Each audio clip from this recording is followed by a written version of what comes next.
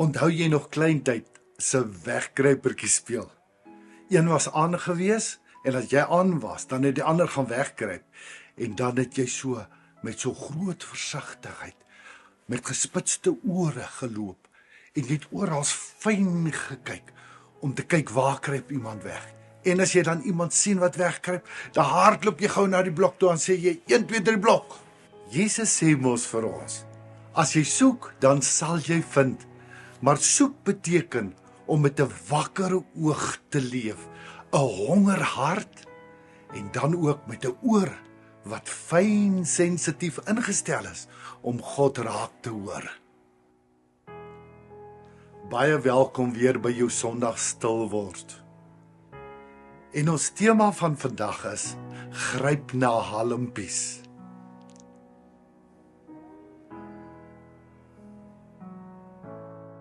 (1 Korintiërs 13 vers 1 tot 3). Nou wys ek julle wat nog die allerbeste is. Al praat ek die tale van mense en engele, maar ek het geen liefde nie. Het ek 'n stuk klinkende metaal, 'n galmende simbaal geword. Al het ek die gawe van profesie en ken ek al die geheimenisse en besit ek al die kennis en al het ek al die geloof om berge te versit, maar ek het geen liefde nie, dan is ek niks. Al deel ek al wat ek het aan ander uit en al gee ek my liggaam prys om my daarop te kan beroem, maar ek het geen liefde nie, baat dit my niks. Nou soos wat ek al vir jou vertel het tot nou toe, het ek in 'n baie konservatiewe huis groot geword. Maar my mamma was 'n soeker geweest, my pa ook, maar op 'n ander manier. Want elkeen van ons is mos maar ons unieke mens en daar is sekere dinge wat vir ons belangrik is. Een van die dinge waarna my moeder op soek gegaan het, was sy wou meer geweet het van die Heilige Gees. En soos wat ek ook groot geword het, het hierdie vraag by my ontstaan, maar wie en wat is die Heilige Gees nou? In die kerk het ons nooit baie daarvan gehoor nie, daar's bitter min gepreek daaroor, daar's min geleer daaroor. So wie en wat is die Heilige Gees? En ek sal nooit vergeet nie, dit was hier in my hoërskooljare, dat ek eendag net in stilte voor God gesit. En daar het iets heiligs, iets bonatuurlik gebeur. In my stil sit en wag op God, het daar letterlik 'n vrede oor my gekom, wat net onbeskryflik was. En dit was so sterk geweest, dat dit vir 'n paar dae aangehou het. Het ek met hierdie ongelooflike vrede net geleef, met hierdie blydskap, met hierdie onbeskryflike wonderlike gevoel. En dit het iets geword waarna ek so gehinker het. Ek het gesê, Here, ek het iets beleef wat so goddelik groot was en ek wil dit weer beleef. Maar toe moes die pad nou eers 'n ander draai maak. En soos wat ek verlede week vir jou vertel het, het die tekkie toe mos die teer geslaan. Maar so saam met die teerslaan van die tekkie, het daar ander dinge ook begin gebeur. Ek sê altyd vir mense, dit is vreeslik maklik om te glo as dit goed gaan met jou en as dit voorspoedig gaan met jou. Maar die oomblik as die seer voor jou deur kom parkeer, dan word dit nog as 'n perd van 'n ander kleur. En dan begin jy wanhoopig soek na antwoorde en dan gebeur daar dinge wat jou net in verstomming laat. In hierdie tyd wat my kinders se mamma moes gaan vir chemoterapie en bestraling, het ek weer begin oefen.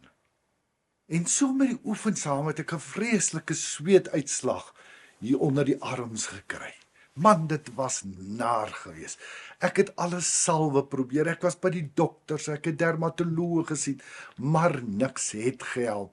En wanneer ek gehardloop het, het dit gebrand soos vuur as ek begin sweet. Eendag het my kinders se mamma na my toe gekom en toe vir my gesê, sy wil graag 'n byeenkoms bywoon van 'n besoekende prediker wat in die naburige dorp die aand sou gepreek het. Ek het vir haar gesê, weet jy, sal jy verskoon dat ek nie saamgaan nie. Want hierdie ou se teologie is so skeef. Weet jy, en hierdie ouens vat mense net vir 'n ride en hulle maak mense ding glo en doen wat later tot groot ontnigtering lei. So is sy en ander dames toe oor na die byeenkoms toe. Hulle het later die aand teruggekom, net toe ek so onder die stort uitkom. Eerste ding wat sy gedoen het, sy het my so in die arm gevat en my arm so opgelig en onder my arms gekyk. Ek sê, wat nou? Sy sê, nee, die man het gesê, ek moet 'n teken van God vra, dat ek genees is. Ek sê, en? Sy sê, en toe vra ek dat hierdie goed onder jou arms moet wegwees, as 'n teken dat ek genees is. Ek het net my kop geskit en gesê, wat?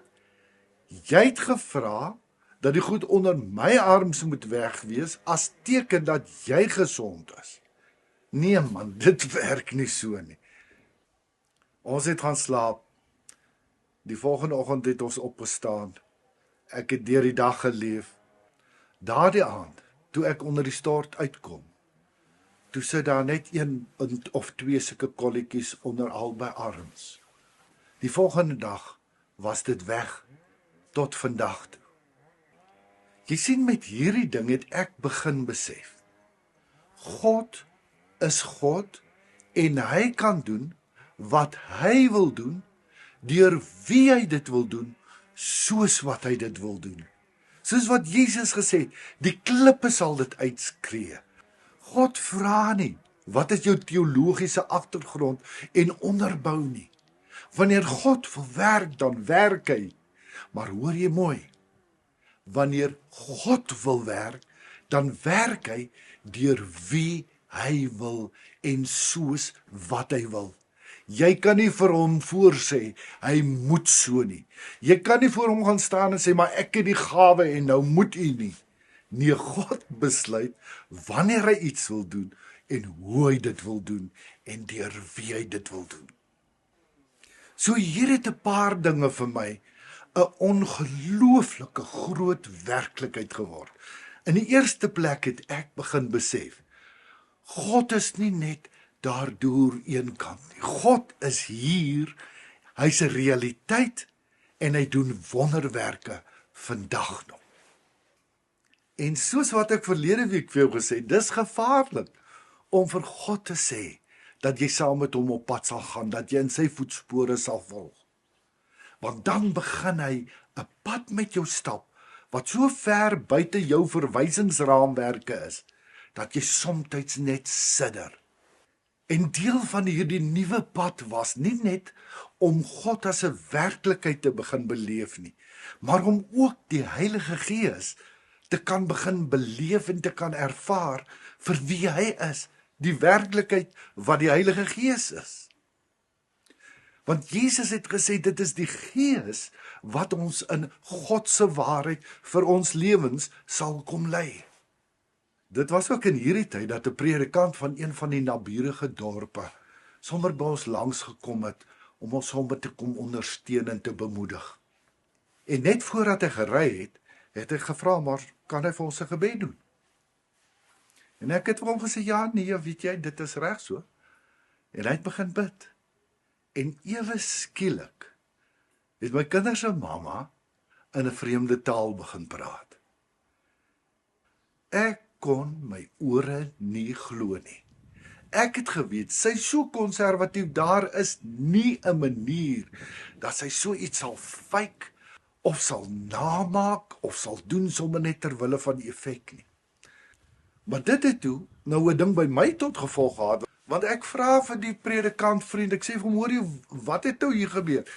Hy sê, nee, sy het in tale begin spreek. Ek sê, maar as sy dit gekry, dan wil ek dit ook hê. Hy het gesê, nee, maar kom ons bid daarvoor. Hy het gebid, maar niks het gebeur nie. Ek het begin om elke boek wat ek in die hande kon kry oor dit te begin lees. Klomp groepe het ook verbygekom. Baie van hulle het gebid dat ek ook nou die Heilige Gees sal ontvang en die gawe van tale. En dan het hulle vir my gesê, bid net agter my aan. Kapla saklat wat ka al kamadara. En ek het net gesê, nee, weet jy. Dit heel eerste klink dit nie vir my lekker nie. Dit val nie lekker in my hart en in my gees nie. Tweedens, weet jy, glo ek nie. Jy hoef my te leer hoe die Gees praat. Ek dink ek moet liewer die Gees vertrou om deur my te praat en vir my te leer hoe om in die Gees te praat. Nou met die baie lees het ek afgekom op 3 dinge ten opsigte van sprekende tale. 3 voorkomste in die Bybel. Die eerste ene is Handelinge. Onthou jy toe die Gees uitgestort is, toe sê die mense, hoe hoor ons hierdie manne in ons eie taal spreek? So dit is 'n taal of hoorwonder. Of die apostels het in vreemde tale, Russies, Keniaans en allerlei ander tale gespreek dat die mense dit kon verstaan, of hulle het in Aramees gepraat, maar die Gees het dit vertolk sodat die hoorders dit kon verstaan en hoor in hulle eie taal. Die tweede voorkoms, 1 Korintiërs 12:14, Romeine 12, die gawe van tale. En die interessante is wanneer Paulus oor tale praat, sê hy, baie streng en baie reguit, sê, daar mag nie in 'n taal gepraat word in die openbaar, dit wil sê by 'n byeenkoms, kerkbyeenkoms, geloofsbyeenkoms, as daar nie iemand is wat die taal uitlê nie. En as daar nie iemand is wat die taal uitlê nie, dan moet die persoon wat in tale praat tot swye gebring word. En nou moet jy mooi hoor weer wat ek sê.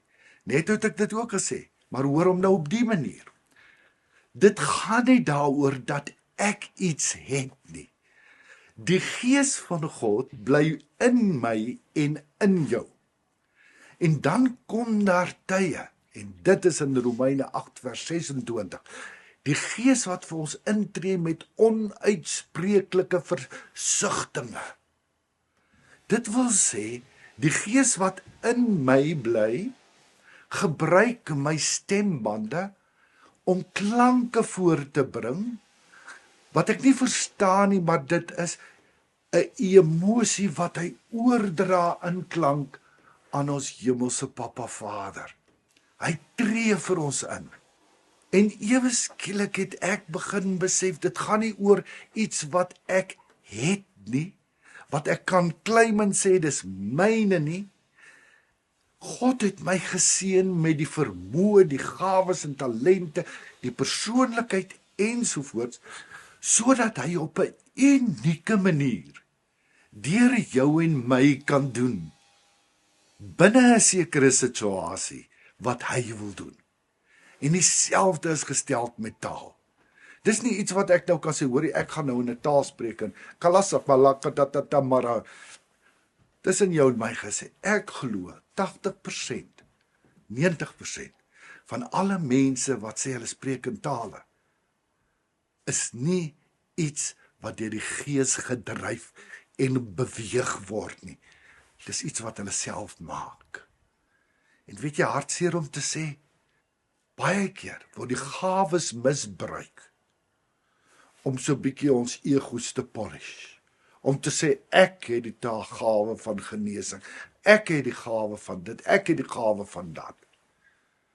Jy is begenadig en geseën deur God, soos ek net nou gesê het, met gawes, talente, persoonlikheid en alles, dat God by 'n sekere geleentheid op 'n sekere manier homself wil openbaar in krag.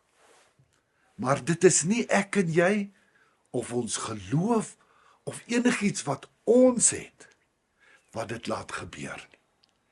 Dit is uit en uit God, wat op 'n gegeewe oomblik net iets wil laat wees. Ek hoop jy kan my opgewondenheid sien, want ek wil vir jou sê, die oomblik, wanneer die Heilige Gees vir jou 'n werklikheid word, en jy begin luister na sy lyding. Jy begin met 'n wakker oog leef. En jy verwag die wonderwerk wat hy oor jou pad gaan bring. Dan begin 'n mens se lewe radikaal verander. Ons gesels volgende week weer verder. Mag die Here vir jou ryklik seën. Onthou asseblief, bid vir my. Maandag 12:00 sien ek die dokters en ek weet nie wat se prosedures dan gaan volg nie, maar baie dankie dat jy my arms gaan hoog hou en dat ek jou nou kan hoog hou. Seën en oorvloedsmaat. Liefde groete, Shaal. Baie dankie, Hemelvader, dat ons kan weet dat U lewe, dat U nie net die lewegewende God is nie, maar dat U die lewe self is. Daarom het U gesê, Here Jesus, ek is die weg, die waarheid en die lewe. Dankie dat U ons ook elke dag wil verras met wat U deur ons wil doen. Dankie Heilige Gees dat U 'n werklikheid is en dat U ook op 'n unieke manier elkeen van ons 'n unieke menswees wil gebruik om U self mee te verheerlik. Ek wil ook sê vandag, hier is ek, Here, gebruik my. Amen.